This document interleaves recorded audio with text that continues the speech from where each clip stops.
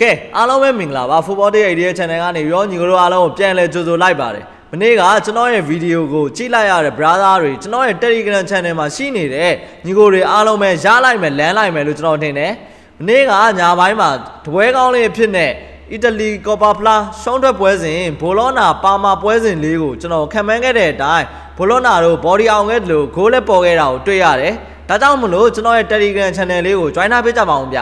ဒီနေ့ညမှာလဲကျွန်တော်ရဲ့ brother တွေအတွက်တပွဲကောင်းလေးဖြစ်နေထပ်မံရွေးချက်ပေးခြင်းတဲ့ပွဲလေးကတော့ပြင်သစ်လီဂူး1ပွဲစဉ်တွေတဲကလိုင်လီနဲ့မာဆေပွဲစဉ်လေးပဲဖြစ်ပါတယ်ဗျပေါက်ချေးကတော့လိုင်လီတို့အိမ်ဝင်းမှာတရေချေးပေးထားတယ်ကိုပေါင်းလေးအနေနဲ့ကတော့3လုံးကို40နိုင်ပေးထားတာကိုကျွန်တော်တွေ့ရတယ်ဗျဟက်တူဟက်ရမာဆေကလိုင်လီကို73ပွဲနိုင်9ပွဲရှုံး10ပွဲတည်ကြာထားတာကိုကျွန်တော်တို့တွေ့ရတယ်ဗျလိုင်လီတို့ကနောက်ဆုံး9ပွဲမှာ3ပွဲနိုင်ထားတာကိုတွေ့ရတယ်ဒေါ်လာလက်ယူရိုပါလိအပေါင်ဝင်ပြင်သစ်လီဂူး1မှာလဲအနိုင်ရလက်တွေထွက်ထားတာကိုကျွန်တော်တွေ့ရတယ်ဗျမာဆေတို့ကနောက်ဆုံး9ပွဲမှာ3ပွဲနိုင်2ပွဲရှုံး2ပွဲတည်ရလက်ထွက်ထားတယ်အရင်တစ်ခေါက်ထိတ်တွေ့ဆုံမှုတော့က1-1ဆိုတဲ့ရလက်နဲ့တည်ကြထားတာကိုလည်းကျွန်တော်တို့ကတွေ့ရတယ်ဗျလက်ရှိမှာ2သင်းလုံးကဒဏ်ရာပြဿနာအနှဲငယ်ရှိနေတယ်ဆိုပေမဲ့လိုင်လီအသင်းကကွင်းလယ်လူဘိုအာဒီအနီကထိထားသလိုပဲဒီပွဲစဉ်မှာပါဝင်နိုင်လိမ့်မယ်လို့မထင်ဘူးဒါပေမဲ့ကျွန်တော်ကတော့အိမ်ဝင်းအားတာတဲ့လိုင်လီကိုပိုကြိုက်တယ်လိုင်လီဘော်ဒီပေးခြင်းတယ်ဂိုးပေါင်းလေးဆိုရင်တော့ဂိုးဘော်လေးရွေးချက်ပေးခြင်းပါတယ်ဗျအဆုံးထိကြည့်သွားပေးတဲ့အတွက်ညီကိုတို့အားလုံးကိုကျေးဇူးတင်ပါတယ်တပွဲကောင်းလေးမောင်းတက်လေးလည်းတင်ဆက်ပေးသွားမှာမလို့ကျွန်တော်ရဲ့ Telegram Channel လေးကိုလည်း join ထားပေးကြပါအောင်ဗျ